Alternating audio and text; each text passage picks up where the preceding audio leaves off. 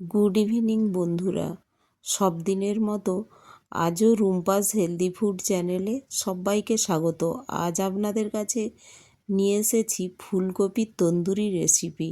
তার জন্য আমি নিয়েছি ফুলকপি, কেটে নিয়েছি কুচানো পেঁয়াজ, বেসন, টমেটো, আর ফোড়নের জন্য নিয়েছি জোয়ান আর লঙ্কা, আর কুচানো ধনেপাতা, হলুদ, লবণ, চিলি ফ্লেক্স, রসুন আদা পেস্ট, আর মাস্টার্ড অয়েল, আর একটু দই নিয়েছি ম্যারিনেটের জন্য, আর নিয়েছি একটু গোলমরিচের গুঁড়ো।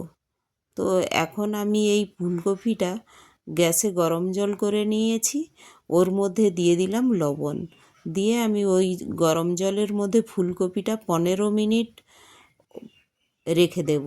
15 মিনিট পরে আমি জল থেকে ছেঁকে নিয়েছি। এখন ম্যারিনেটের জন্য নিয়ে নিলাম লবণ, আর দিয়ে দিলাম রসুন আদা পেস্ট, 1 টিস্পুন রসুন আদা পেস্ট দিয়ে দিয়েছি, ওটা আগে থেকেই আমি পেস্ট করে নিয়েছি। দিয়ে দিলাম চিলি ফ্লেক্স। এর মধ্যে আপনারা আমাদের যেমন ঝাল খাবেন ওই রকম দেবেন, তন্দুরিতে একটু ঝাল ভালোই লাগে। আর দিয়ে দিলাম কুচিয়ে রাখা পেঁয়াজ, আর এটা আপনারা নিরামিষও বানাতে পারেন, পেঁয়াজটা না দিলেই হলো, পেঁয়াজ আর রসুন আদাটা।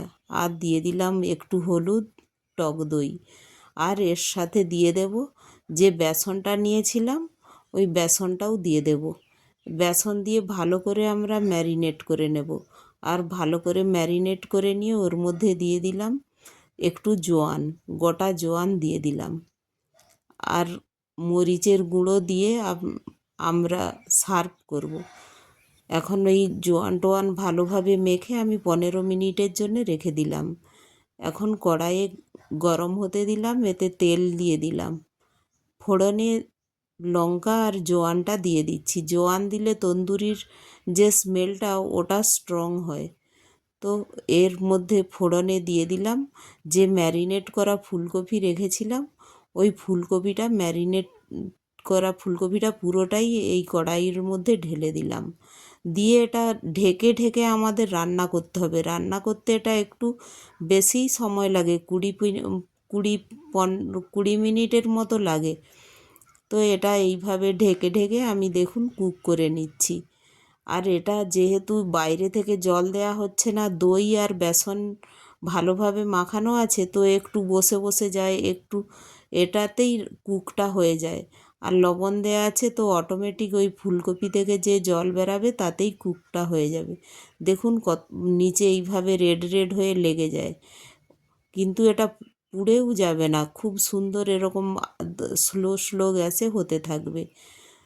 আর আমরা ফুলকপি তো বিভিন্নভাবে খেয়েছি, কিন্তু আপনারা এই তন্দুরি বানিয়ে খাবেন। অনেক রকম চিকেন তন্দুরি আমরা খেয়েছি, কিন্তু ফুলকপির তন্দুরিটাও খুব সুন্দর লাগে। তো একবার অবশ্যই এইভাবে বানিয়ে দেখবেন। দেখুন কতটা জলটা শুকিয়ে গিয়েছে ফুলকপির, আর ফুলকপিটা প্রায় 80% কুক হয়ে গিয়েছে। তো এখন এর মধ্যে দিয়ে দিলাম কুচিয়ে রাখা ধনেপাতা, এটা দিয়ে নেড়ে আবার ঢেকে দিলাম। এটা পুরোটাই সময় আমি ঢেকে ঢেকে করছি, দেখুন নেড়ে দিয়ে আবার ঢেকে দিলাম। এই দেখুন নিচে কত সুন্দর বসে যাচ্ছে আর উঠেও যাচ্ছে।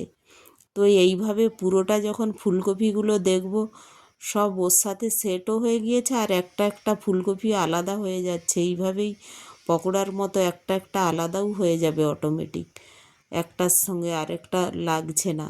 সেই সময় বুঝবো যে আমার তন্দুরিগুলো প্রায় হয়ে গিয়েছে। দেখুন এখন পুরোটাই আলাদা আলাদা হয়ে যাচ্ছে নাড়ার পরে।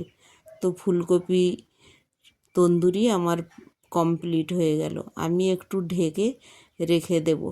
এটা একটু খোলা রাখলে এর স্মেলটাও সুন্দর, দেখুন কতটা কালার স্ট্রং হয়েছে, আর খেতেও এটা খুব সুন্দর লাগে। অবশ্যই একবার বানাবেন। আর আমার রেসিপিগুলো ভালো লাগলে একটি লাইক, শেয়ার ও সাবস্ক্রাইবও করুন।